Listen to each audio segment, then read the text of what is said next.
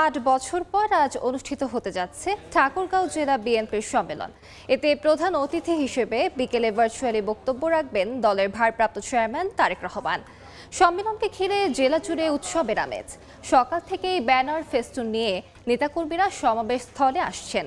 ঠাকুরগাঁও সরকারি বালক উচ্চ বিদ্যালয়ে বড় মাঠে সম্মেলনের উদ্বোধন করবেন বিএনপি মহাসচিব মির্জা ফখরুল ইসলাম আলমগীর।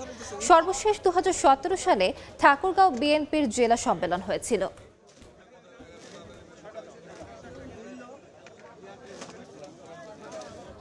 এই মুহূর্তে সম্মেলন স্থলে সহকর্মী হাসান ওয়ালি আছেন, সরাসরি যাচ্ছি তার কাছে। জেলা বিএনপির সম্মেলন সবশেষে 2017 সালে একটি বৈরী পরিবেশে আসলে এটি কাউন্সিল অনুষ্ঠিত হচ্ছিল। আজকে একেবারে মুক্ত পরিবেশে নেতাকর্মীদের মধ্যে উৎসাহ উদ্দীপনা রয়েছে। আমার পেছনে আমি যে মাঠটিতে এখন রয়েছে এটি ঠাকুরগাঁও বালক উচ্চ বিদ্যালয়, এবং পেছনে কিন্তু নেতাকর্মী যারা আসলে মূলত কাউন্সিলর তারা আসতে শুরু করেছেন। পাশে এই মঞ্চ প্রস্তুত করা হয়েছে।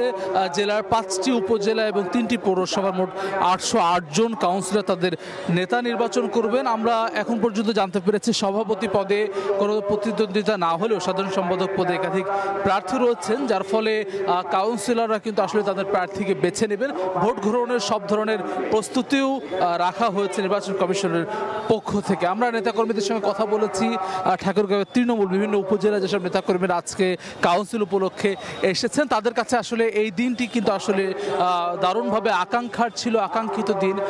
এইভাবে আসলে মুক্ত পরিবেশে তারা আসলে সম্মেলন করতে পারছেন। একই সঙ্গে বিএনপি মহাসচিব মির্জা ফখরুল ইসলাম আলমগীর এই ঠাকুরগাঁও জেলা বিএনপি নেতৃত্ব দিয়েছেন। দীর্ঘদিন স্থানীয় জনপ্রতিনিধি ছিলেন, সংসদ সদস্য ছিলেন, এবং এখন তিনি বিএনপি মহাসচিবের দায়িত্ব পালন করছেন। 24 গণঅভ্যুত্থানে নেতৃত্ব দিয়েছেন অন্যতম নেতা হিসেবে। সব মিলে কিন্তু সেসব ঘিরেও নেতাকর্মীদের মধ্যে এক ধরনের উৎসবের আমেজ রয়েছে। একই সঙ্গে বিএনপির ভারপ্রাপ্ত চেয়ারম্যান তারেক রহমান দেশে ফিরবেন খুব শিগগিরই, এমন খবরেও কিন্তু আসলে বেশ চাঙা হয়ে উঠেছেন। দীর্ঘদিন আসলে নির্যাতন নিপীড়নের শিকার এসব তৃণমূলের নেতাকর্মীরা। আমার সামনে এখন যেটি আমরা দেখতে পাচ্ছি, এখানে মূলত রেজিস্ট্রেশনের কাজ চলছে। যারা এসেছেন তারা বুথে তাদের রেজিস্ট্রেশনটি সম্পন্ন করছেন, যারা ভোটাধিকার প্রয়োগ করতে পারবেন। এর পাশেই মঞ্চ প্রস্তুত করা হয়েছে।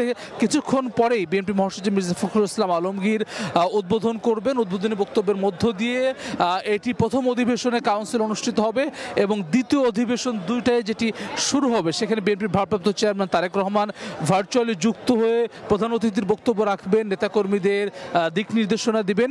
একই সঙ্গে আগামী সংসদ, ত্রয়োদশ জাতীয় সংসদ নির্বাচনে যাতে করে নেতাকর্মীরা মানুষের দোরগোড়ায় পৌঁছাতে পারেন। তারা বলছেন যে 31 দফা নিয়ে তারা যেভাবে কাজ করছেন, আজকের এই কাউন্সিলের মধ্য দিয়ে তাদের যে কর্মকাণ্ড কর্মযোগ্য সেটি আরও গতি পাবে, সেই প্রত্যাশা তারা করছেন। আমরা বিপুল সংখ্যক কিন্তু আসলে পুরুষ নারী তাদের উপস্থিতি দেখতে পাচ্ছি। যদিও এখানে যারা আছেন তারা সবাই আসলে কাউন্সিলর, অর্থাৎ সাধারণ কর্মী সমর্থক, তারা কিন্তু এই মাঠের মধ্যে নেই, তারা বাইরে অবস্থান করছেন। এবং আজকের দিনটি কিন্তু আসলে যেহেতু ভোটাধিকার প্রয়োগ হবে সেরকম আশা করছেন অনেকে, যার ফলে কিন্তু তাদের মধ্যে উৎসাহ উদ্দীপনা রয়েছে।